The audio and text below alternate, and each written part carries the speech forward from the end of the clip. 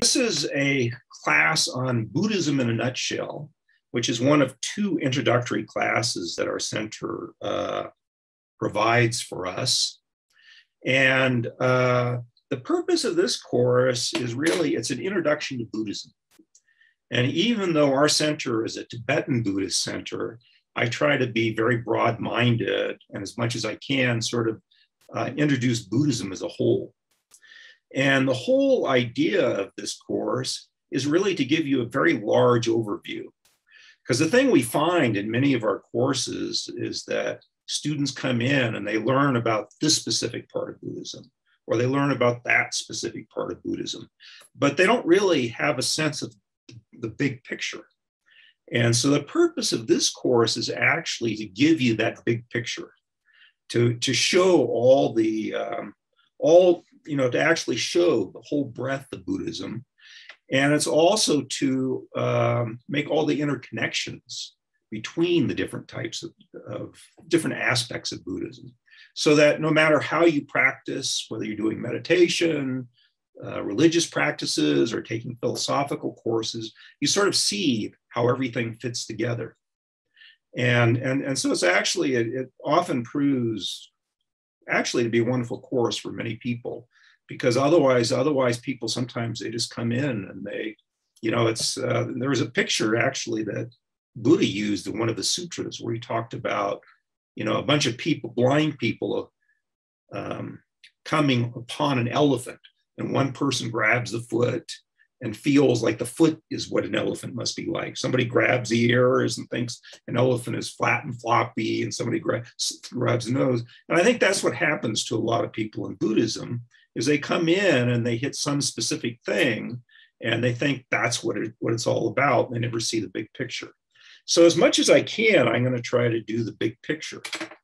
And in particular, what I'm going to talk about is I'm going to talk, and this, especially this first class, is a very intro class, because I'm going to talk about, for example, who is a Buddhist, which is sort of an interesting idea, because many people think about Buddhism as being a religion. So they think, well, in Christianity, you have to be baptized, and there's all sorts of criteria. So actually, who is a Buddhist according to the Buddhists? Secondly, what is Buddhism? Because it turns out that Buddhism is extraordinarily broad, and it can be many different things. And there's many different types of Buddhism. And in fact, that is the fact that Buddhism is so broad and that there's so many different types of Buddhism actually was a decision made by Buddha himself. And the critical decision that Buddha made for himself about Buddhism is when he was approaching his death, sometimes for him called parinirvana, full enlightenment, where he sort of left being a human and was fully enlightened. People asked him, oh, who are you going to have lead the Sangha, the group of religious people, the Buddhists, after we're dead? We need somebody to lead us. You've been our leader. You've told us what to do. We're going to be completely lost if we don't have a leader. And what Buddha did is he refused to appoint a leader to follow him. He said, I've given you the teachings will be your guide. And interestingly enough, that's had this huge impact on Buddhism. It's meant that Buddhism, there's no Pope of Buddhism, if you like. There's no head of Buddhism. There's nobody in charge of all of Buddhism. And so it means that as Buddhism has spread around the world, it's taken many different forms and evolved in many different ways. At its core, all Buddhist centers have the same fundamental teachings that come from the Buddha, but they've gathered all of this cultural apparatus around them at the same time. And so if you go to different Buddhist centers, especially ones that have evolved from different countries, they often externally look extremely different. But at their core, there's a basic set of teachings. And of course, those basic teachings are what I'm going to try to present in this course. And I'm also going to, but as well as that, I'm also going to talk about, who Buddha was, a little bit about his life history, how Buddhism spread. And then I'm also going to try to give the core teachings as well. The one thing I really want to emphasize, which I think people don't understand because, because of the internet, and we have so much information available to us, people are more familiar with Buddhists than they used to be. 100 years ago, probably people would not even hardly know what a Buddhist was. But now there's even a lot of words from Buddhism that have entered the mainstream, like, nirvana and karma and all of these various things. So there's a lot of ideas that will sound familiar. But I think the thing that I want to emphasize is, at least to me, I feel that Buddhism is a radically different concept to the world. And so that's what I want to convey more than anything in this course, is why it is so radical and how it is so different. Because especially in our Western world, we have this very commercialized, selfish world where it's all about us. And Buddhism is just radically different. It has a whole different way of looking at the world. And if you're like me, I think you'll find that the way that Buddhists look at the world is actually fascinating. And it actually feels, I don't know, to me, it just feels good. It just feels like a good way to live my life. And that's primarily why I'm a Buddhist. So later on, we will talk about things like enlightenment and things like that. But for me, I've always felt that the main reason that I'm a Buddhist, of course, I would like to someday become enlightened and all of this sort of thing. But I think the main reason I am a Buddhist is because it feels to me like it's a sane way to live my life. I feel sort of like I'm living in this insane, crazy world. And when I practice Buddhism, I feel like it just feels good. It feels like there's sanity. And there's a peacefulness to it, a wonderfulness to it. And so anyway, I want to try to convey what that's about to you, if I can. And so I want to talk about, not only will I give the teachings, but I will also talk about some of the practices of Buddhism, what you try to accomplish and why you try to accomplish it, and of course, how they interrelate to it. So more than anything else, I want to give you a feeling for how everything works. And so for that purpose, you should feel it's perfectly fine to ask as many questions as possible. This course is always a small course. It always has a very small number of students. And so whenever you feel confused or something doesn't make sense to you, ask a question. And I found that sometimes, we don't have a lot of time in this course and we're covering everything in 4 sessions of an hour and a half. But nonetheless, I find that people who ask questions, eventually we do cover everything. Because Buddhism is so interconnected that you start talking about one thing, and pretty much you're talking about the whole thing. So you should really feel free to just, unmute yourself and ask a question anytime you want, just, barge in. And that's actually the purpose of this course. I mean, the purpose of this course is to be small, is to be intimate, is to give people the chance to just ask about what they're confused about. Because that, and what I've always found is that that's the quickest way to really come to understanding. So absolutely feel free to ask millions of questions. Okay. So in terms of a global, so I've sort of been giving you an overview of the course, but there's another overview of the course, which is how this particular course functions. And I've given you a little bit about that. So this course is assumed to be a beginning class, although often, so I will start assuming that people know nothing. Although many times I have people who've been studying Buddhism for years that take this course because they want that full overview and they can't find it anywhere else. But I will always assume that nothing is known to you. And if I start using terminology and other stuff that is confusing to you, please ask questions, because I've been doing this for so long that I may inadvertently just start talking my normal way and you may not understand. So feel free to interrupt me. Okay. And so I will mention one thing here. I don't know how many classes you've been to, but usually in Buddhism, we start off with brief meditation and prayers and so forth. And in this class, we deliberately don't do that because this is a class where we assume that perhaps people really aren't Buddhist, but they're just curious about it.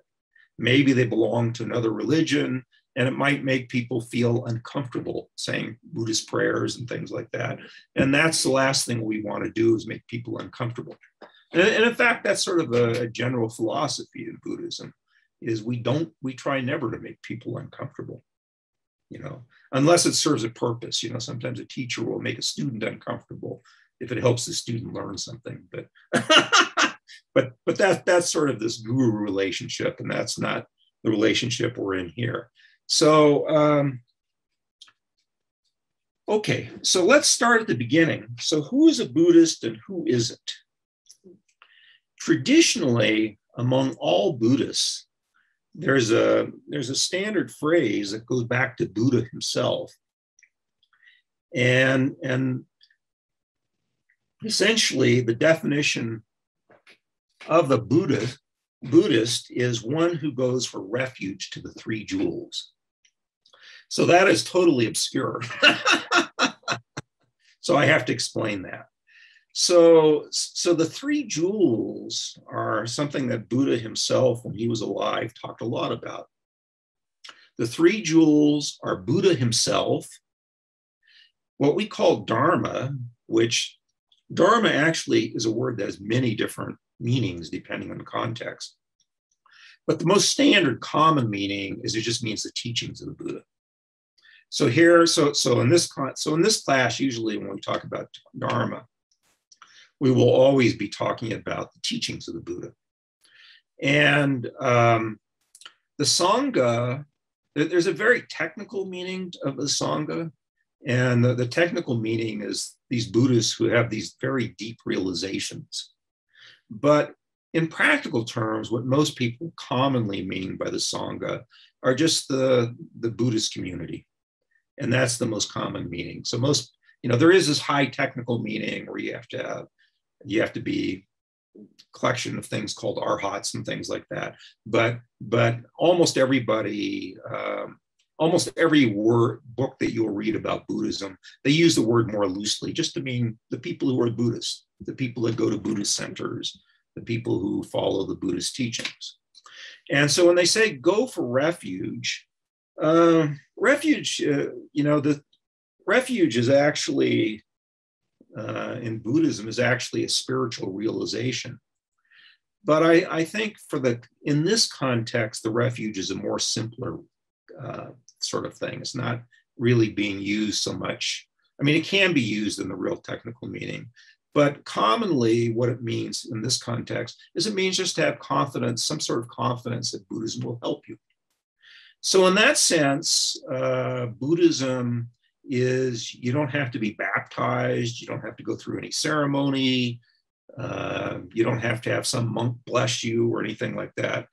Essentially, Buddhism is sort of a self-selection, if you like. So being a Buddhist just means that you have some confidence that the teachings will be helpful to you, and so you just try to practice them. And so that's all there is to it. And in fact, and the other thing too that's funny about Buddhism, I mean, we in the West, we have a lot of cultural background from Christianity. I mean, Christianity is sort of the dominant religion that has sort of formed most of Western Europe, and from there the United States, and so us. So from the West, we sort of think that really belief is the most important thing in religions.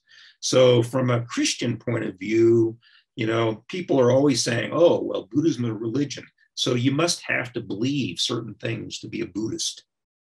And the interesting thing about Buddhism is you don't have to believe anything. There are Buddhists who don't believe in karma. There's a guy named Stephen Batchelor who started in Tibetan Buddhism, and now he writes books called Buddhism Without Belief, where he doesn't believe in karma. I don't think he believes in nirvana. So he has all these books on Buddhism, but he doesn't seem to believe any of the fundamental things that Buddha taught. So it's quite amusing that you have that. So in Buddhism, you don't have to believe in karma. You don't have to believe in rebirth and all of these things. And some of these concepts also mean a little bit different than what they do commonly in the West. And so that's what I want to talk about, is a little more careful. What do Buddhists really mean by these various terms? Because they are used in a different sense. And I think it's very helpful to know that you shouldn't just, take your Western knowledge and think that that's the way it is. So I will talk about these concepts very carefully. But I think actually for the Westerner, rebirth is probably the hardest one. And again, that sort of means something a little bit differently than what you might think it means, but I will talk about that. But you don't have to believe in rebirth. You don't have to believe, you don't have, like I say, you don't have to believe anything, and so you can follow Buddhists at very many different levels. And so you don't think that there's some sacred formula you have to believe to be a Buddhist. That's the sort of the bottom line.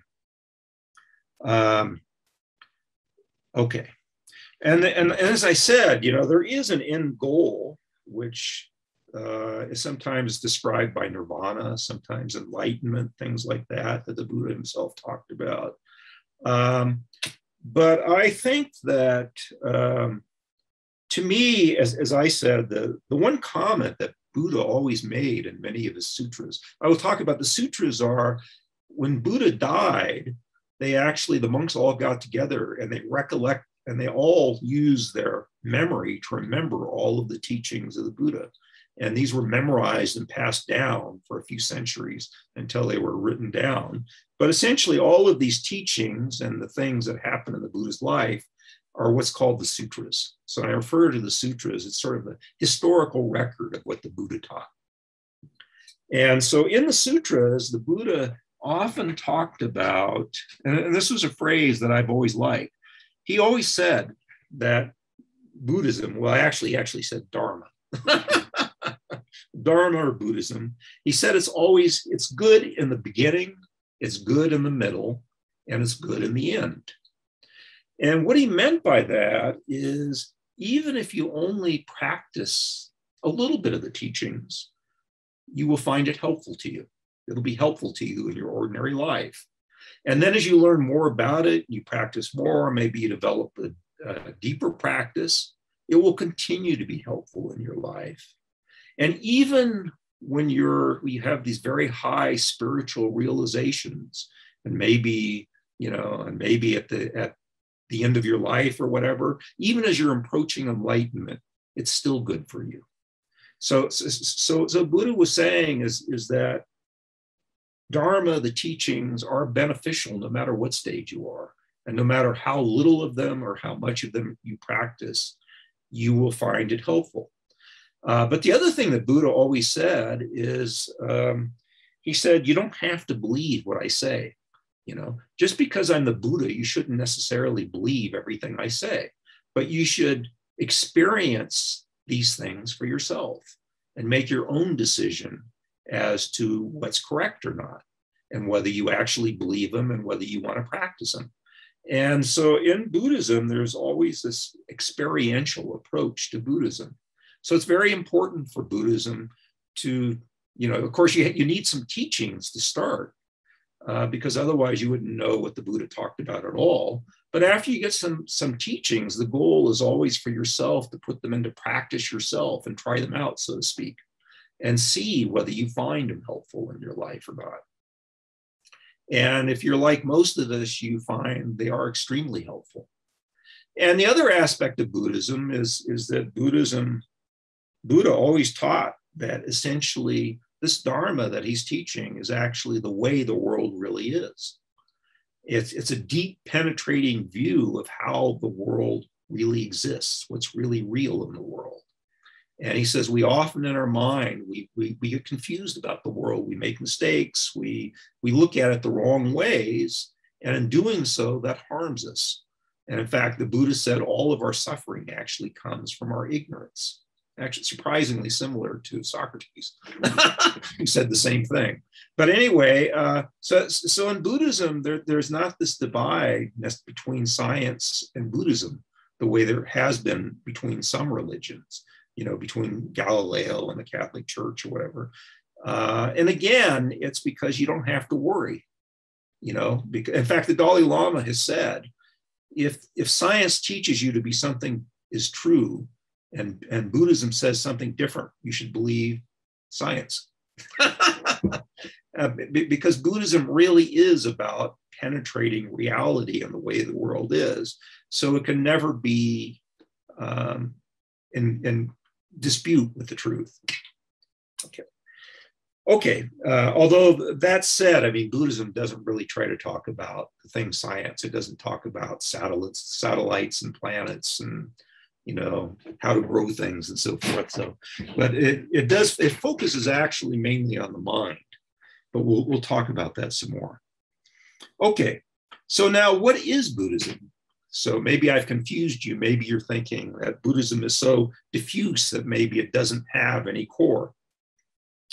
And in practice, as I said, I think probably because Buddha did not appoint a leader, and because Buddhism has evolved in so many different ways, that sometimes people can be a little bit confused. And so within Buddhist practice from different countries, it actually spans very different things. So there's some types of Buddhism that are very close to just a philosophical way of life. It's interesting, if you go back to ancient Greece and Rome, there were a lot of philosophers who said that the important thing in philosophy is not abstract philosophy, but they looked at philosophy as a rational way to live your life, to make yourself as happy as possible. And so there's some people that take Buddhism sort of in that same vein, that these are just a way, like I said, for myself, that you can lead a sane life in a crazy world. For other people, they go the complete opposite, and it's this full-blown religion with rituals and, you know, all sorts of ceremonies and all sorts of things. And our center is actually probably the most extreme in that way, because Tibetan Buddhism, and I guess it must be the nature of Tibet. They love, you know, the people dress up in all these crazy clothes with funny hats and shoes. And, you know, they have all these elaborate musical instruments and drums and bells and incense, and, you know, and they're probably the most extreme form of religion possible. So they are sort of one extreme of Buddhism. Another extreme is Zen Buddhism, which is very stark and really just focuses on almost these intense meditations, and often has very little teachings. Although at its core, I will explain later, it is a form of Mahayana Buddhism, same as Tibetan Buddhism, which many people don't know. And there are many Zen Buddhists who are very philosophical, who write philosophical texts and are very learned and so forth.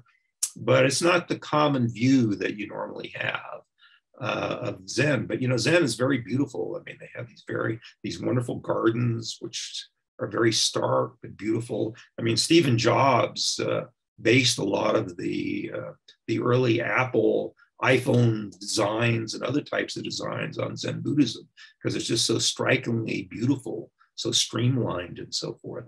So again, I mean, I think that's what I want to emphasize, is that, you know, from an outsider looking in at all of these various different types of Buddhism, you know, if you were in a Zen Buddhist center and then you went to a Tibetan center, you'd feel like, oh, it's not even the same place. What are they doing with all of these strange ceremonies and everything?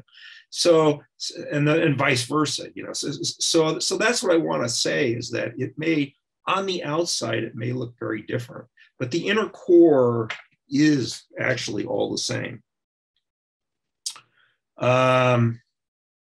And then the other thing too is that you can also make it a spiritual way of life. You know, you can also just think about it as some people think about Buddhism as a set of spiritual practices. And there are people who practice Buddhism while still remaining a Catholic or other types of religions. So there are people who mix religions, and they just see Buddhism as having very helpful spiritual practices. You know, a lot of the meditational techniques and things like that can be extremely helpful. So there is that aspect of, and actually, from my point of view, all of this is perfectly fine and wonderful. I mean, if you want to use Buddhism as a philosophy, as just, little helpful hints for making your life a little less harried, a little bit more happy. Or if you want to use it as a set of spiritual exercises, I think that's perfectly fine. And I think Buddha would think that that's perfectly fine also. Because one thing that the Buddha also emphasized, which comes out in various ways, is the Buddha recognized that many people are at different levels in their spiritual life, if you like. I'll call it spiritual life. I think that's probably the broadest term. So some people are very beginners. Some people maybe have practiced, even in another religion, very deep spiritual practices, so forth. Some people are extraordinarily advanced. And the Buddha, when he gave teachings to various people, he, in his mind, he could sense at what level the students were at and what sort of teaching would be most helpful to them. And so he actually always adjusted his teachings to the audience. So for students that were at the very beginning, that didn't understand much, he would give very simple teachings. For people who were more advanced, he'd give more complicated teachings or more deeply spiritual. So he would always try to adjust his teachings to the students. And this is sort of a theme that has always carried on in Buddhism. There's always been the sense that is the correct way to actually give teachings. I mean, the other thing too that Buddha always did is he lived in, I will give his bio later, but he lived in India. I think they're not sure exactly, because in India, they didn't pay a lot of attention to dates the way we do in the West. But I think you can roughly say he lived around 500 BC plus or minus 100 years. So I always round that off to 500 BC. So it's about roughly 2,500 years ago. So at that time, the intellectual language in India was Sanskrit. And many people knew Sanskrit and could speak it fluently. And it was pretty much used as the language of the intellectuals. And since then, and after that, it continued to evolve even more. But the Buddha, as well, when you have his bio, you'll see he was very highly educated. He never gave teachings in Sanskrit. He gave teachings in the local languages. And these local languages are sometimes called Prakrit, is sort of the Sanskrit term for them. It's sort of that word. It's sort of like Prakrt, Prakrit, or P8. Sometimes people would spell it Prakrit, Prakrit. And that means just sort of the common language. So these Prakrits are very similar to Sanskrit. And it's, if you like, it's a simplified Sanskrit. It has usually simpler grammars and, and a less extensive vocabulary and so forth. And the Buddha always insisted on giving teachings because he wanted people to understand his teachings. He wasn't just teaching to a group of intellectuals. And that trend has always continued. So in Buddhism, we always give teachings in the local language. There is one group of people who evolved from the very early days of Buddhism, and they recorded all of the Buddhist teachings, and they did it in a language called Pali, P-A-L-I, and they have a complete set of Buddhist scriptures going back to they began sometime, they think, around 300 BC, and they spread to places like Sri Lanka and so forth. But what their language is believed to be one of these earlier Prakrit languages, and it's a simplified form of Sanskrit. And if you know Sanskrit, it's actually very easy to learn this language. And you can see how this grammar has been simplified and so forth. But all the Buddhist teachings are recorded in this. Probably it might even be a language that the Buddha actually spoke. Going back so long ago, it's really, people argue back and forth whether this was one of the original languages or not. But if it wasn't, it was very similar to the sorts of ways that Buddha spoke. Okay, so and I think that's the other thing too that's useful to know, is that when the Buddha taught, he taught roughly 2,500 years ago, and he taught in India. And so he taught in a way that was accessible to the people around him. So he used a lot of ideas that were common. So at the time, the main religion in India were the Vedas. And they actually did sacrifices with animals and stuff. It was actually very similar to the ancient Greeks and Romans. And the similarity is not accidental. It turns out that ancient Greek and Sanskrit are related languages, and they have a common origin of these. They're called Indo-European languages. And there were some tribes wandering around the steppes of Russia, and some of them came to Greece and some of them came to India, and they spread in these two different directions. And so this Vedic religion has a common core with the ancient Greek and Roman in some sense. But anyway, the Vedas were the most common, were the core religious group, and the Brahmin class were the priests who sort of dealt with those. And then, but at the time also, there were all these crazy religious people who would just wander around the forest and giving teachings of all sorts of things. Some were wild philosophical teachings. Other teachings were completely different than the Vedas. And in a sense, the Buddha was considered to be one of these wild spiritual wanderers for the main Vedic Brahmins. But the Buddha did use a lot of terms that are very similar to the Vedas. They're sort of Brahmin-like terms, if you like. And he used those sorts of ideas because that's what people understood. And it was easier for them to understand them. And in some cases, he would actually take one of their standard terms and then he'd turn it around and redefine it in the Buddhist way. So he would give a Buddhist interpretation of that same term, but that was helpful to those people. And so as we try to read some of his ancient teachings, that can be a little bit of an obstacle for us because we don't know that ancient language. And so that's why you need modern teachers to do that translation. Okay.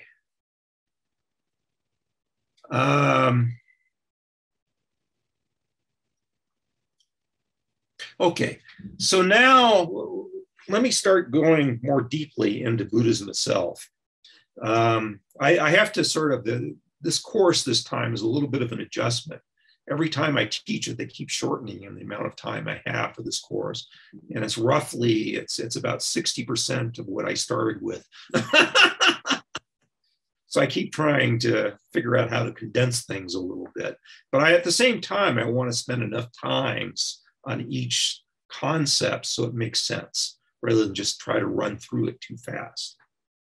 So the main idea in Buddhism is there's a focus on mind, but I think that in a nutshell, I would say that the main idea is how to be happy and to avoid suffering. In a nutshell, that's what it amounts to. And but I think the radical, where Buddhism is very radical, is where he actually tries to penetrate what does it really mean to be happy? How do you really avoid suffering? And as I will talk about, the Buddhist biography was actually a focus actually on suffering. And in fact, when Westerners first learned about Buddhism, they used to give it terms like the dismal science. And they kept complaining, saying, all you Buddhists all you talk about is suffering. It's so gloomy. It's so depressing. Why are you guys so depressed all the time? And there is a reason for that. And I think, again, Buddhism is an experiential science. So it's, I think it's helpful if you yourself go inside and ask yourself, what is the most important thing in your life? Now, many people would say the most important thing is to be happy. And in a sense, that's true. That is sort of our goal. But the opposite, the sort of flip side of that, is to avoid suffering. And I think if push came to shove, I think for almost all of us, we would say, well, what I worry most about is not suffering. I don't want to be, we worry about economics. We don't want to be starving, thrown out in the street. We don't want chaos in our world. We want to have And in fact, modern psychologists talk about that. They say that for people who want to be happy, the first thing they have to do is establish sort of a ground level of not suffering. You need enough food to eat, a place to live. You need sort of the standard basic requirements. And then once you have all of those basic requirements, then you worry about happiness. So you can think about that yourself, and these things are useful to think about. So the Buddha, actually, his first mission was to avoid suffering. Now, the other thing, another common theme in Buddhism is internal. It focuses on our mind. And there's a huge emphasis on that. And that is actually connected to this notion of suffering and happiness. Because what you will find, if you examine it very carefully, is that our mind plays a huge role in our happiness and suffering. And you can sort of see this with people. You can see people who get hurt, maybe physically hurt. Maybe they get bruised or somebody bangs into them, or, various things happen to them. And when you look at people, there are some people who are just tough and they just shrug it off and it's no big deal. And there's other people, you barely touch them and they're, they want to go into a hospital room or something like that. It's like they're devastated. And a large part of the reason for having such a huge response is it's because of the way our mind responds to these things. So the injury is just an injury. It is what it is. Maybe it hurts some, maybe it hurts less. But what often happens is we magnify that injury in our mind and we blow it up to be this terrible thing. And so sometimes the Buddhists say, well, you suffer twice. You suffer once from the initial injury, and then the real suffering is actually your mind blowing it up to be this horrendous thing. And it's the same way with happiness. A lot of our happiness is actually exaggeration. We take something that we think is wonderful and we blow it up into this amazing, stunning thing. And I think the key example to this is, maybe kids waiting to get Christmas presents. They've given their list to Santa Claus, they're eagerly waiting and waiting and waiting, and they're thinking, and they think over and over about this wonderful thing that they want to get. And so what happens? They get it, and usually, 10 minutes later, they're bored with it and they cast it aside. But these expectations are just, in fact, probably the main happiness of Christmas for these kids is the expectations, because they have weeks of happiness thinking about the wonderful thing they're going to get, and they only have maybe 10 minutes of enjoying it. But it's that way with everything. It's like our mind. Sometimes the Buddha said the mind is the creator of all, because in a certain sense, we interpret the world that comes into us. And that interpretation of our world is basically, how we experience our world. So our experience of the world comes mainly from our mind. Okay. Let's see, Shayla, are you okay? Okay. You look. Okay. So that's one emphasis of Buddhism. The other emphasis on Buddhism is that it's practical. And in fact, the one thing, it is sort of funny that it's so practical, because we have all these large number of courses at our center, Buddhist Center, that are extremely deep philosophical Buddhist philosophy. And the Buddhists have, they've had 2,500 years to develop these tons of very extraordinary Buddhist philosophy. However, for Buddha himself, I think the term that he used, or at least how they translate the term that he used for philosophy, was basically views. He would call these things views. And he said, actually, he would, in his life, interestingly enough, he tended to discount these views. And the reason he discounted them is because usually most of our views aren't realistic. They're usually driven by our emotional response to things. So we tend to like views that are things we like. We tend to hate views which are things we don't like. So rather, everybody thinks we do this rational analysis about views and philosophy, but really it often comes to it's just a record of your likes and dislikes, and really doesn't have to do with a really intellectual assessment of the reality of what's in front of you. But the other reason why he talked about the importance of being practical is because he said, actually, the main state that we are in, and this comes back to this, what I was talking about, the dismal science before, the main state that we are in is actually a state of suffering. And I'm going to go much more deeply into what's meant by that and why you might think that that's true.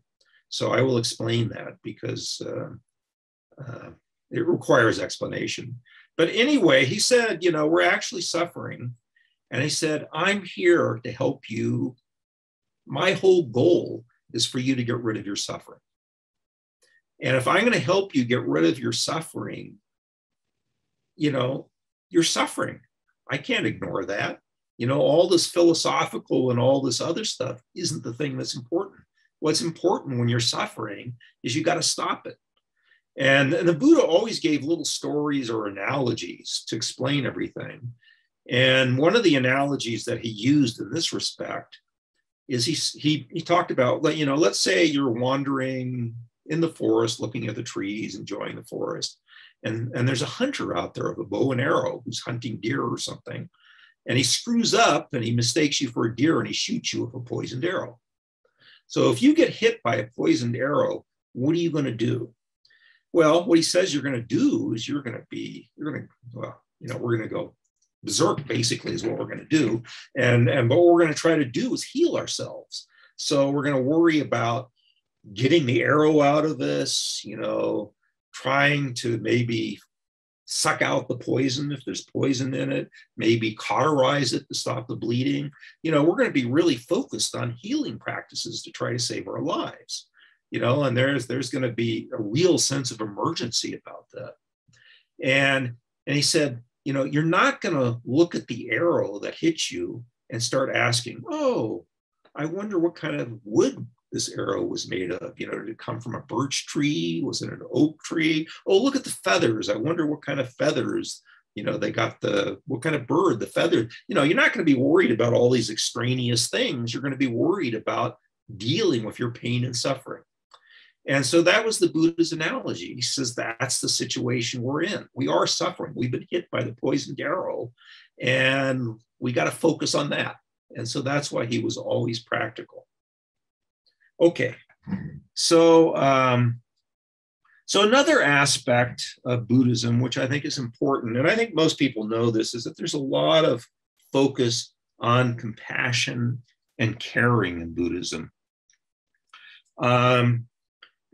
And that's especially a theme because, as I'm going to explain, there is going to be sort of an earlier period of Buddhism, sort of minus from basically 500 BC to roughly the birth of Christ.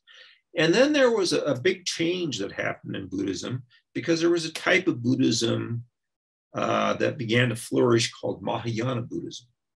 And that Mahayana Buddhism really focused on this compassion and loving and caring attitude. It's not that it wasn't in the original Buddhism, but it was this sort of a real emphasis was put on it. And so especially, I'm going to explain how Buddhism spread, but almost all Buddhism that you find in the world today is Mahayana Buddhism. And we'll talk more about that. But anyway, this notion of compassion and caring, it actually follows from this beginning part. So if you say that the whole goal in life is for everybody to be happy and to reduce their suffering, what happens to you as soon as you say that is you see a commonality among all humans. So everybody wants to be happy. Everybody wants to avoid their suffering. And what Buddha said is, he said, basically, we're all the same. You know, we're all like that. So once you start if you really deep in your heart believe that, then you have to logically say, why should I be happy at your expense? So why should I steal money from you or your possessions to make myself happy while you suffer? You know, there's no sense in that because you want to be happy and you want to avoid suffering also. And so once you start seeing this sort of picture, you begin to understand why you should be caring and compassionate, that everybody's the same, and we don't want to see anyone suffer. We ourselves don't want to see we ourselves don't want to suffer, so we sort of extend that to everybody. We don't want to see them suffer also. And there's more explanation and arguments that go along like that, but that's at least the starting point. And so that has been all the way that Buddhism has always been. And so along with that, there's other sub-themes that come up. In Buddhism, we don't believe in blaming other people for things.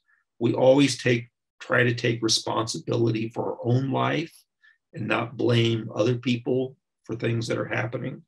And that will come into an understanding of karma and so forth, which I'll explain. There's always a sense of wishing to help people. And I will go, again, more deeply into that. Okay. And ultimately, there's also a thing that we're going to talk about a lot, and that's about selfishness. So in Buddhism, Buddhism ultimately is going to say that there are 3 delusions or afflictions, things that in our minds that cause us ultimately to create negative karma and ultimately to our suffering. And in fact, actually in the moment create our suffering, because these are essentially painful states of mind. And the first one is ignorance, which is the root cause. But the other 2 that we always talk about are sort of, if you like, greed and hatred. So greed is wanting things for yourself, being desirous of trying to get all the best things in life for yourself. And hatred is sort of pushing away things you don't like. So in Buddhism, there's 2 basic attitudes. One is being attracted, wanting the things that we want. And again, the opposite, pushing away the things that we don't want. And that is actually, and so in Buddhism, there's this whole push to change yourself, to stop these negative states of mind, to stop being greedy, to stop having these hatreds toward other people. And again, we'll talk more in detail about that. And in fact, a lot of Buddhist practice is actually helpful hints for how you do this. Because the other thing that also is true in Buddhism is all about cause and effect.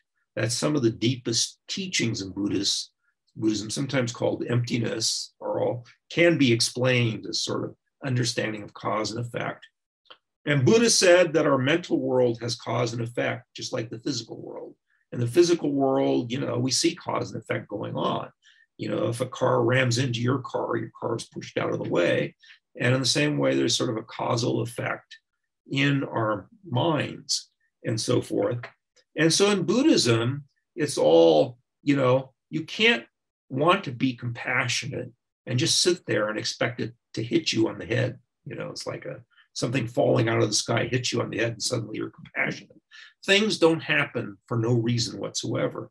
If you want to be caring and compassionate, you have to train your mind to be caring and compassionate. You have to do, and usually these ways of training your mind, I would say in general, are special ways of thinking about the world. When you think about the world in certain special ways, it will help you become more caring and compassionate. And for example, one argument would be the same I gave you before. Everybody wants to be happy and not suffer. So why should I make you suffer? I don't want to suffer. Why should, if you start thinking about these various ways, it helps you accomplish that. So there are huge Buddhist teachings, whole courses you can get, for example, on how not to become angry. But the other thing that Buddha always emphasized is that Buddhist practice is gradual. Buddha gave an image in one of his sutras, one of his teachings that he gave to somebody, of thinking about Buddhism as walking into a very soft, gentle, sandy beach, one of these beaches that slowly goes deeper and deeper into the ocean. And as you walk in, you gradually, your feet get wet and then your ankles until eventually, you have to start swimming and so forth. And basically the Buddha said that that's the way Buddhism is. You don't expect these sudden jumps. even though there are some forms of Buddhism, like Japanese Zen, where they talk about Satori, where it sounds like you just instantly become enlightened or so forth. In general, that's not true. In general, you have to train yourself, and it's a gradual process. And if you're going to get anywhere, you have to work at it. And what Buddha taught, essentially all of his teachings, are how you do it, how you follow the path. What are the steps you need to take if you're going to make your life better and happier and have fewer of these negative emotions running through you? You know, it's not going to just, like I say, it's not going to happen just out of the blue sky. You have to do something to make that happen. But the Buddhist path tells you how to do it. And the Buddha sort of guarantees, you know, if you really practice this, you will really get there. And the other thing, too, about Buddhism is that there is, in a sense, not just one path, but there's multiple paths. Because the Buddha, as I said earlier, he recognized that all people are different. And people are at all different levels, and they have all sorts of different backgrounds. So people need help in different ways. You know, it's sort of like if you go into a hospital, people have many different types of sicknesses. You wouldn't give them all the same medicine, but you would give each person the medicine that's appropriate, or you would do the treatment that's appropriate to the sickness that they had. So in a sense, Buddha said, and this is an analogy that we'll talk about later, everybody is sick with these kind of delusions or these negative states of mind and these different backgrounds. And for each person, you need a specific treatment plan, if you like. And so everybody on the Buddhist path is sort of expected to be somewhat different and to follow a somewhat different path depending on what they need to focus on. And so the Buddha taught a broad, huge, sometimes they give these fantastic, one term they say in Tibetan Buddhism is that he gave 84,000 teachings. I don't know where the 84,000 came from, but the idea of it is that, you know, you need many different techniques, if you like. It's like if you want to control your anger, Buddha didn't teach, well, there's just this one thing you do when everybody becomes, because that won't work for everybody. Maybe it'll work for these people over there, but these other people, they need something different. So you give them another thing. And so there's like 50, 100 different ways of going after your anger and trying to reduce it. And it's that way sort of with everything. So there is that breadth of techniques, if you like. And that's actually useful to know. And it is useful to know that, you know, fundamentally, that is the way Buddhism works. So, I mean, there are some teachers who seem to want to just focus on one thing, you know, just say this one mantra over and over again, and it will save you. So sometimes you do get that, but that's not the way that Buddha really saw it. The way Buddha really saw it is he saw that different people needed different things. And so you need to practice the practice that works for you. And I think that's the wonderful thing about being in the West, is that if you were a Buddhist born in a Buddhist country, you would sort of pretty much be forced. Well, you wouldn't be forced, but it would be impossible to escape practicing the type of Buddhism that you were born into. Whereas in the West, we've got all the different types of Buddhism around. Santa Fe is especially, I don't know where you're from, Shayla, but where are you from? Utah. Oh, Utah. Okay. Yeah. Okay. That's good.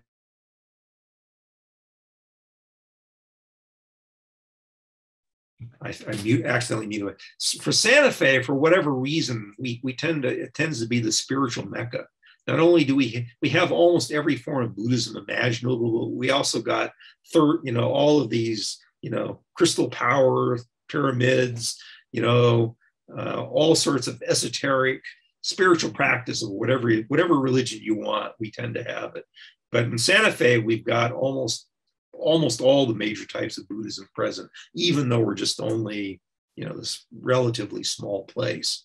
But anyway, it's actually an advantage, because I always feel that people should practice the type of Buddhism that resonates with them.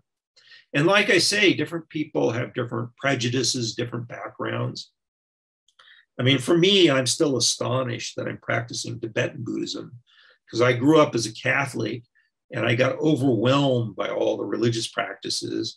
And I wanted something that was completely different from a lot of religious ceremony. So Zen Buddhism would have been more practical for me. And we have a world famous Zen center in Santa Fe.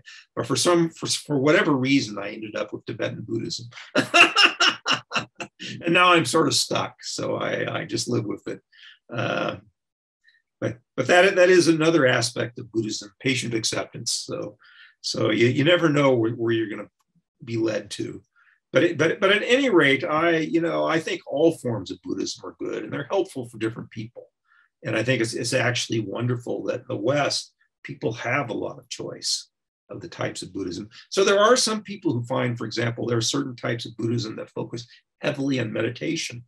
And there's some people who love meditation. And so that's very helpful. There's other people who like philosophy. So if you like philosophy, you can go to a Tibetan center and you can get as much philosophy as you can take. So there's all these different things. And so I think it's actually helpful. There's another thing about Buddhism, which is an ethical aspect. And, but again, it's sort of more practical. It's sort of a more practical type of ethics. So the ethics in Buddhism, in Jewish and Christian thing, we have the 10 Commandments. Interestingly enough, there's sort of 10 ethical types of, like Buddha said, there are 10 types of non-ethical behavior, and there are 10 virtuous types of behavior. And the 10 virtuous types of behavior are just the reversal of the 10 negative types.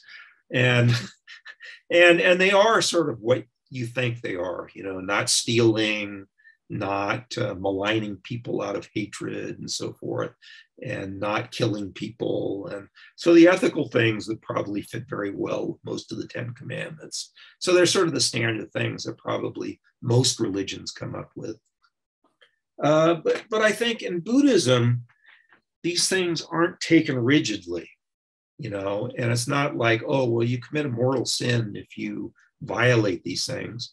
But in Buddhism, the point of view is really, the ethics can basically summarized into harming and non-harming or being beneficial.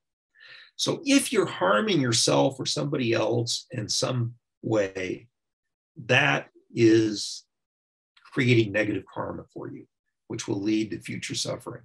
If you're helping somebody or non-harming something, so if you're not harming, it will be maybe neutral, but if you're doing something beneficial and positive, it will create positive karma that will lead to happiness in the future.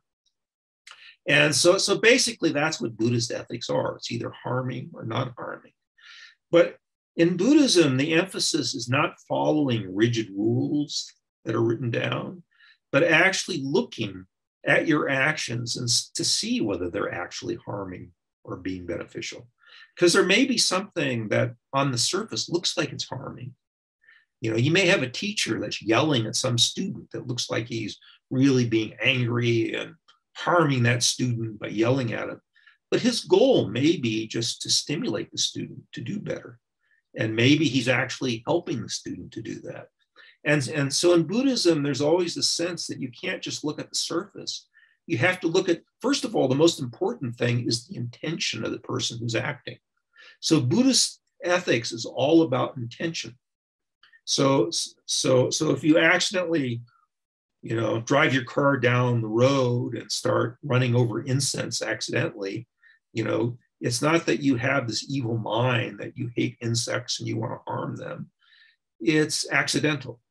And so doing that does not create negative karma. So negative karma is created when you intentionally want to harm.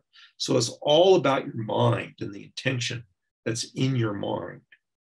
And so there are again, I will talk about some of these more often, but it's just useful to have this sort of thing. And in fact, the way that Buddha talked about it is he often used even words, again, he'd use words that came in Sanskrit or this Prakrit language, Pali or something like that. So again, we're translating, but they basically came from words that are often translated as wholesome or unwholesome. So the Buddha would often talk about wholesome actions. So the Buddha would say, examine your thoughts and your actions and see whether they're wholesome or unwholesome.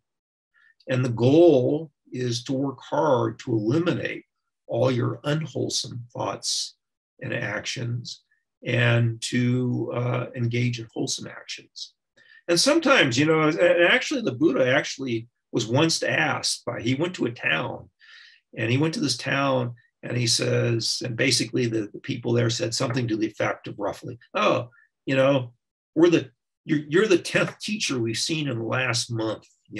Why should we believe you instead of all these other teachers that were come teaching all these other things? I don't know if they're exactly 10 or not, but it was basically something to that effect. All these various ascetics or spiritual people are coming in, giving all these teachers. How do we know which one to believe?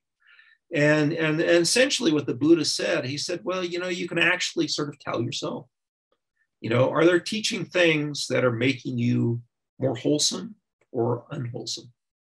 And the Buddha sort of said, actually, I think you really know. You can tell whether these are genuine teachers or not. Because if these teachers are really good for you, they will lead you to more wholesome behavior and thoughts. And if they aren't good for you, they will create unwholesome actions and thoughts. And so I thought that was really quite interesting. And I think that is often true. I think we often have a sense. So again, ethics is not because God came down and said, I'm going to throw you into hell if you do these things or whatever. But essentially, we create our own future lives through the actions and especially the intentions of our mind. And there is a thing of karma, which I will explain. But again, it's more complicated than what you think it is. Karma is a very subtle thing. In fact, Buddha said, karma is the most hardest thing of all to understand. But the Buddha said, karma is not some God dictating to you, punishing you or rewarding you. He said, it's just the way the world works. It's just like gravity or anything else. And in a certain sense, the Buddha sort of implied, the Buddha said, I didn't make up these teachings. All I'm doing in these teachings is actually telling you the way the world really is. I'm telling you the things that are going to cause you pain and suffering, and I'm telling you the way that you can improve your life, and you don't have to believe me. You can go out and try them yourself, and you can see for yourself how they're going to work or not. Okay, so, and again, for me, as I said, for my own personal life, the most important thing is, we can have these huge future goals of enlightenment and so forth. But for me, there's actually the more important thing is how you feel right now about your life. And whether the types of minds that you're developing, the way you think about the world, the actions you do, really are going to make you happier or less happy. And what I find is these negative minds that the Buddha describes, like anger and greed and all these other things, they actually, if you look at them, they make you unhappy while you're engaging in it. So why do you want to engage in these negative states of mind? Wouldn't you rather engage in things? And there are some things you can see, it's like there are these notions actually when you help people, it actually makes you feel wonderful. And you can see that in yourself. And my favorite Buddhist practice, which actually doesn't even have to, anybody can practice, it's not specifically Buddhist that much, is as the Buddha said, he said, one of the best ways to generate huge amounts of positive karma is just to develop love for people, wish people to be happy, and wish people not to suffer. And there's actually a wonderful practice that you can do. And I practice this all the time because it makes you feel so wonderful. You can be driving down the road and somebody cuts in front of you. And instead of yelling at them, you can say, oh, I'm so happy that you're getting to where you want to go faster. I wish for you to be happy. And I wish that you will never suffer in any way whatsoever. And then you see the car next to you and you think the same thing. Or you can be in a grocery store. You just see the person in front of you and you just try to as genuinely, even though you don't know that person from Adam, you can just sort of generate as best you can, a mind of love. And a mind of love means wishing for the person to be. You can say, I just hope that you are really happy. And I hope you never have to suffer. You can do that with the cashier. You can do that with the people that are walking around. And it's quite interesting. You know, what you want to do when you do that is just look at yourself and see how you're feeling. And for most people, what you will find happening is you will just start getting happy. It'll make you happy just to engage. And the Buddha said that these minds are just amazingly positive and just generate. You know, it's one of the easiest way to generate positive karma of anything you can do, especially if you extend it. You know, you can think not only, may everyone in Santa Fe be happy, may they not suffer. May everyone in the whole world be happy, may not suffer. And just try to genuinely generate, to be as genuine as you can about that feeling, and see how it affects all your relationships with other people. You know, it's harder to do it with people you hate. So you usually, in Buddhism, we always start with easier practices. So you start these things with people you love, your family and your spouses and your children, things like that. And then you generalize. But the goal actually is to be able to do that for anybody. And it will change your whole world for you. You know, I said that Buddhism can be a radical thing that completely changes your world. If you practice this mind of loving kindness and wishing, it's quite interesting. If you do this often throughout the day, you will change the whole way that you look at the world. And that's all you have to do. It's such a simple practice. It's an amazing practice. And I do it all the time because it makes me happy. And so anyway, I just encourage you to try it out. And again, as I say, Buddhism is experiential. And so just try it out.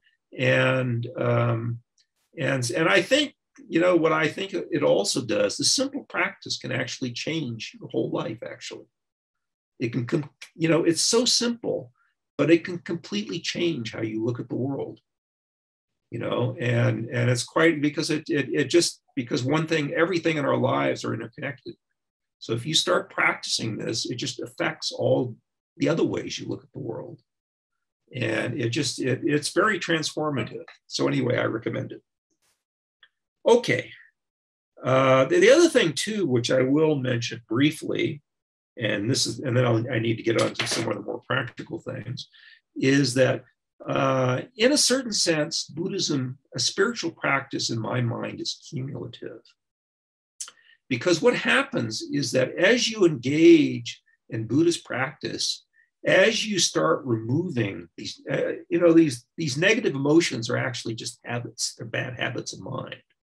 As you do the practices that start removing these bad habits of mind, and you start replacing them with these positive habits of mind, what happens is you start reducing your negative karma and you start increasing your positive karma.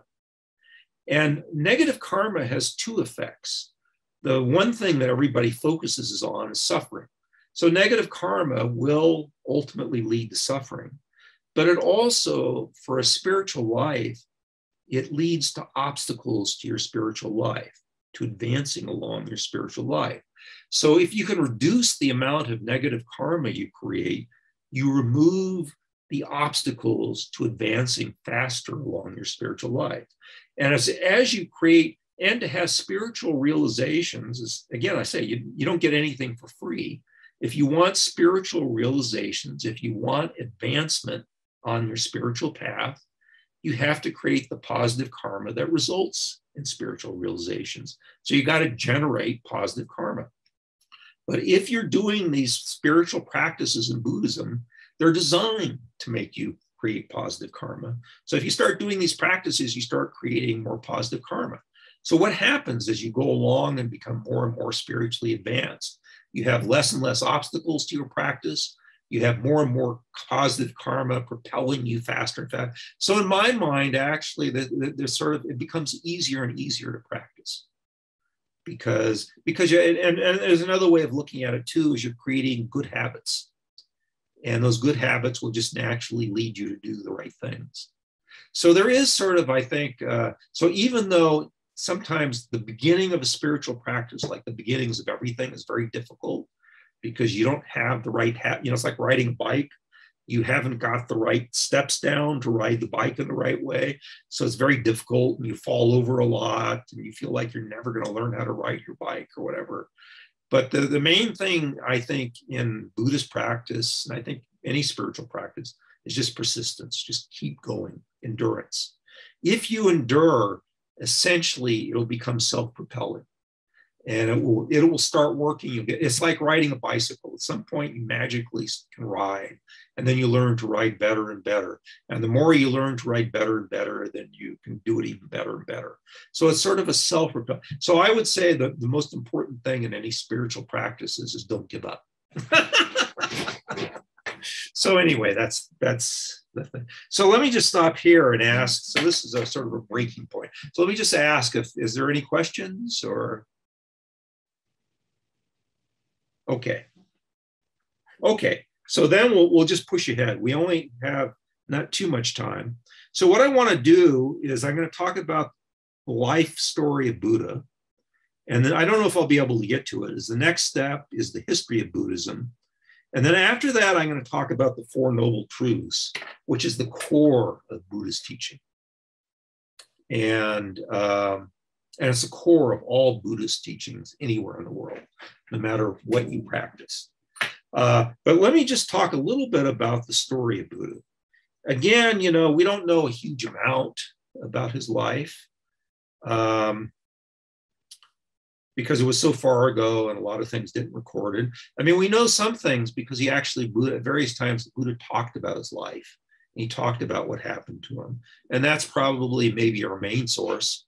It turned out that Buddha himself he was in India, and he was a prince. He was the son of a king. There are some people who suggest that his kingdom was actually a republic, and that his father was the head person, the elected head person. But it also, from the way it's talked about, it almost seems like his father is a king. So the Buddha was born in great physical luxury.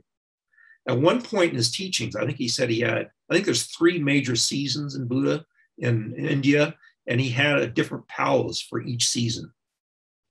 And so he was born under very wealthy circumstances, which meant that he actually received a superb intellectual training according to his time. He was basically being trained to become a king.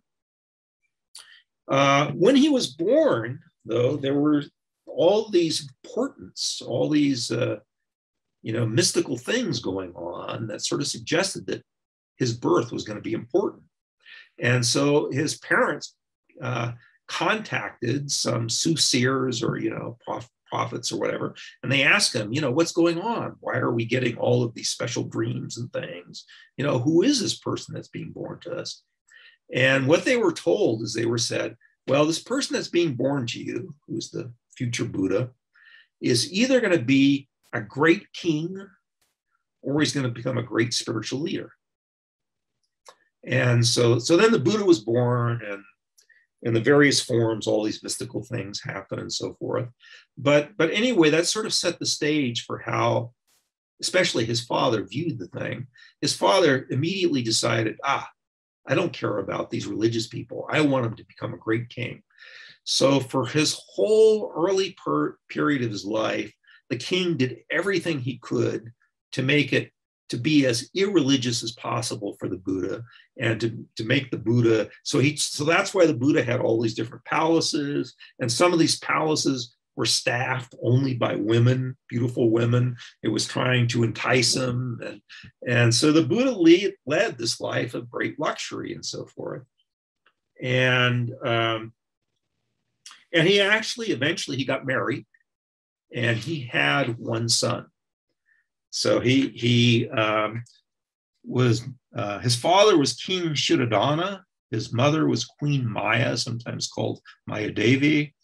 And he was married to Yasodhara, and he had one child, Rahula. His mother died a few weeks or a very short time after he was born. And so he was actually mainly raised by one of his aunts, one of his mother's sisters, who nursed him and so forth. And And basically about the time, just a little after the birth of his first son, he began his religious quest, which is interesting. And it's said that, again, the mythology, or the way it's told, and again, this is almost a Buddhist teaching, is it said that what caused him to begin his quest is that one time his father kept trying to keep him bottled up in the palaces because he wanted him to only be surrounded by luxury and only think about being a king. He was always afraid he might have come under some religious influence and flip to this other, become a great religious leader, which is, of course, what he did. But anyway, he did escape one time, and it's said that when he escaped, he saw sometimes these are called the three messengers. He saw a sick person.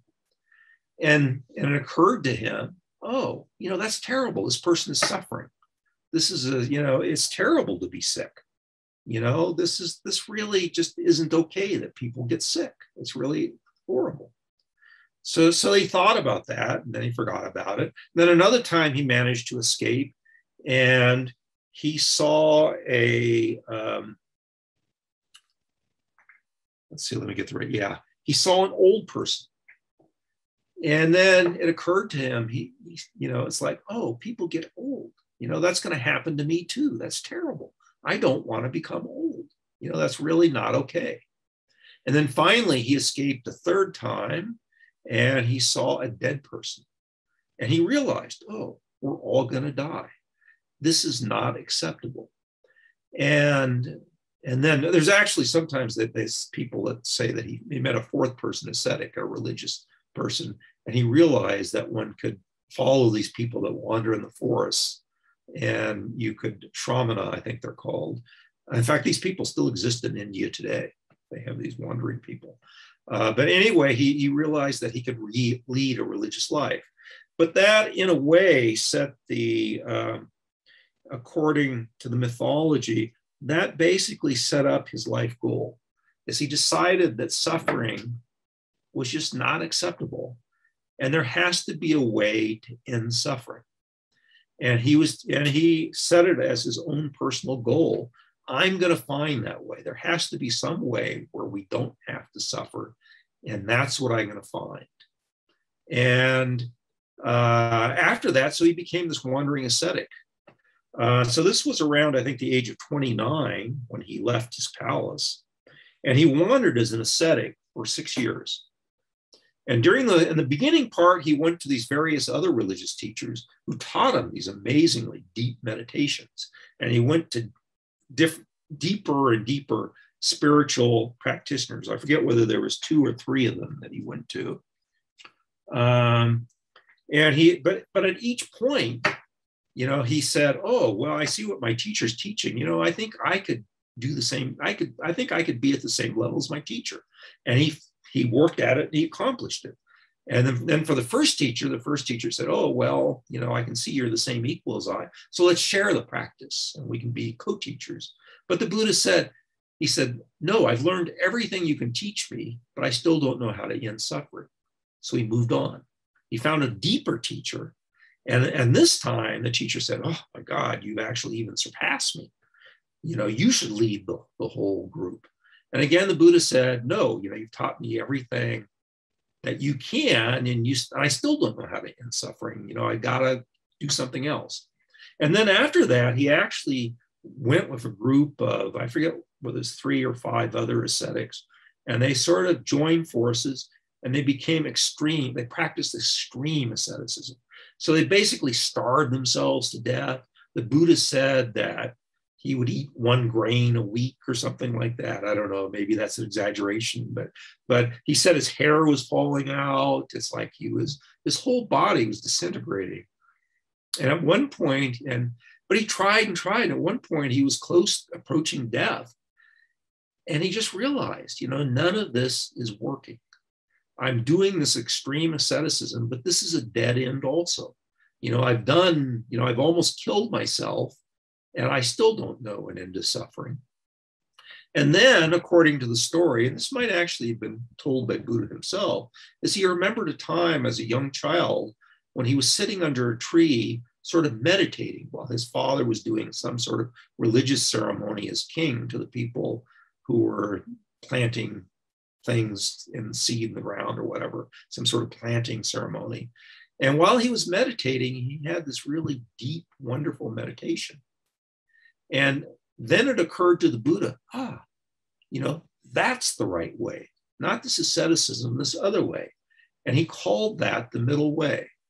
So what the Buddha said is he said, there's two extremes. One extreme was this really luxurious life that I lived as a prince, where everything is devoted towards sensual pleasure.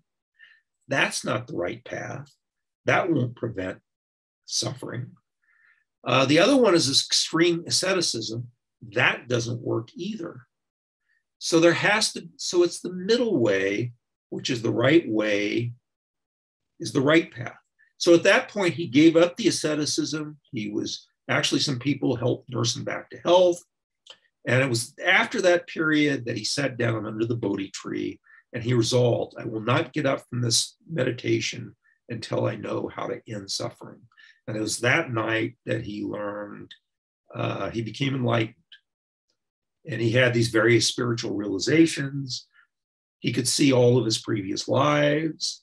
He could see what was happening to everybody else around him, what their future was going to hold. And he achieved full enlightenment. And that's on that night, he became the Buddha. And then after that, he wanted to actually find his former teachers, but he discovered they had passed away. So he went back to these other ascetics that he had met, and they all thought that he had blown it. And they said, oh, you've gone soft. You've given up the path. You surrendered. And he explained, no, I've become enlightened.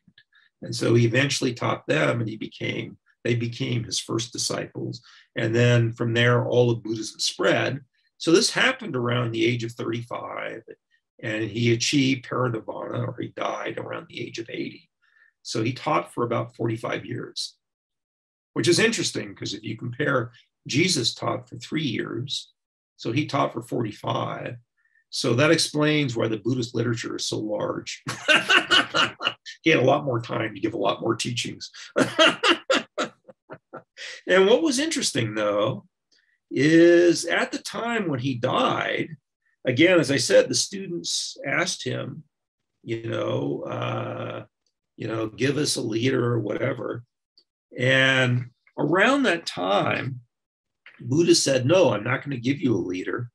And he told his disciples that they should be either an island or lamp unto yourself. And the reason I say island or lamp is there's a word called deepa, which is almost the same in Sanskrit. In Sanskrit, it's the deepa. And this word is ambiguous. It can mean either island or lamp. And the Buddha was extremely clever with language. I'm sure he meant both meanings. People argue about it, but I'm sure he meant both. That in a sense, you have to lead your own spiritual life. So you have to be your own island and your own lamp. And he said, basically, you have to follow Dharma. Dharma is your guide. That's what you need to do. And okay, so and again, like I say, he did not appoint a Pope of Buddhism. Okay, so I think we've hit a little over 8:30 now. So I'm probably, I always try to stop because sometimes people have different, it's not the case today, but sometimes people have different times. But I think it's just kind to people to, people don't want to listen to Buddhism for 10 hours. So anyway, so this is where I will stop for this week. And so next week, I will say what happens next. So the Buddha died. So then what happened to Buddhism after that? And so the sort of again, it has to be relatively short but it'll be a little bit schematic, but roughly I'll talk about what happens next. And then the goal next week is really to focus on these Four Noble Truths, because these are basically, and this is how you end suffering. So this is a solution, if you like. So this is the solution you found. And so I will explain what these Four Noble Truths are, and I will explain why they end suffering. And again, this is again sort of is a little bit of a mind expanding view. because it will involve rebirth and some of these other notions. And then after that, I will, for the next, so this is 4 courses, so 4 classes. So the next one will be mainly, and there is some materials that you can get, which gives us a little syllabus. But after this, and then after that, I'm going to teach sort of the main practices, some of the main terminology, like renunciation, bodhicitta, emptiness, precious guru, impermanence, and then start getting into karma, cyclic existence, afflictions, delusions, refuge. So a lot of the terminology, I'll try to explain sort of the key concepts as we keep going along, so that once you sort of get the terminology down pat, then the goal is no matter what Buddhist practice you do or what Buddhist center you go into, you sort of get what they're doing. And you sort of get what they're talking about, at least in general. I can't give you all the detailed practices, which will be different for each Buddhist center, but at least you'll have the main ideas. And then at the end, I will actually talk about the deepest teaching, which are these notions of emptiness or selflessness and so forth, which is how you cure this ignorance and actually achieve full enlightenment. And then I'll sprinkle in a few things like tantric or Vajrayana practice that people are always curious about. What's that about? And why is that considered the quick path to enlightenment?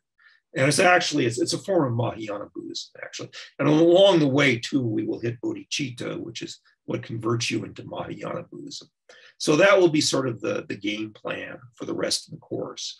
But we'll start simple again with just the history and the Four Noble Truths. Because I think actually, if you really get the Four Noble Truths, if you get a real understanding of that, then you've got sort of the core meeting, and then everything sort of spreads out from there.